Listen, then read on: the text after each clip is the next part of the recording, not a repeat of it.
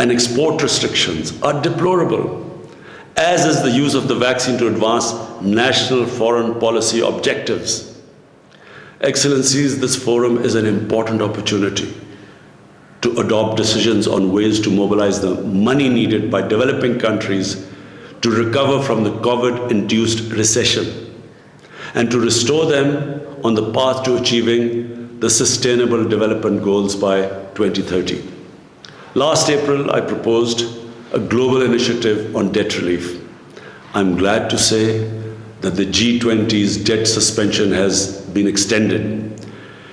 Its scope needs to be enlarged to encompass all vulnerable countries, especially the small island developing states. Private creditors must participate in providing debt relief and restructuring.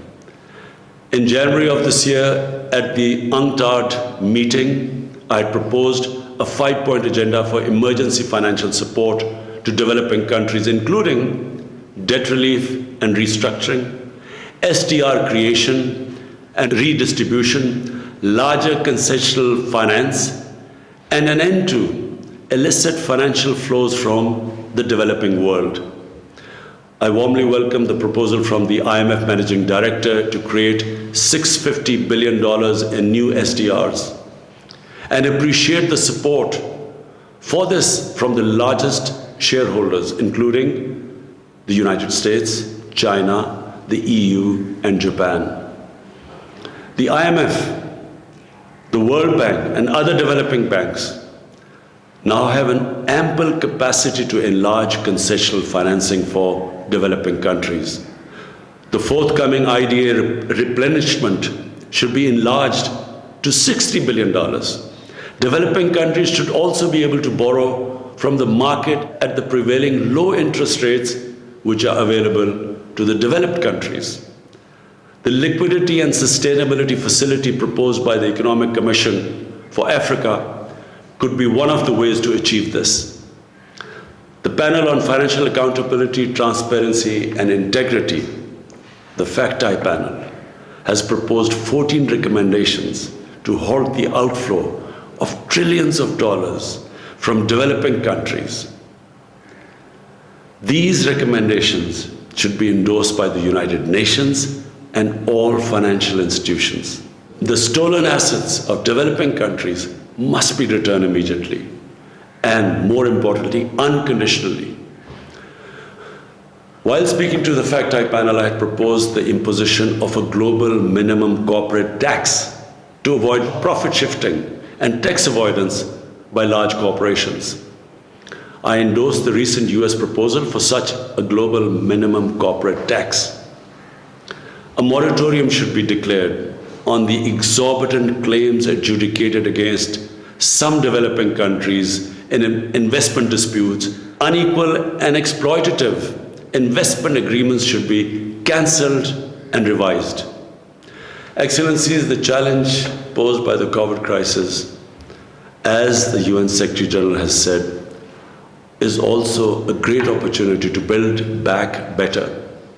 We must seize this opportunity to transform the world economy into one that is development-oriented and environmentally sustainable.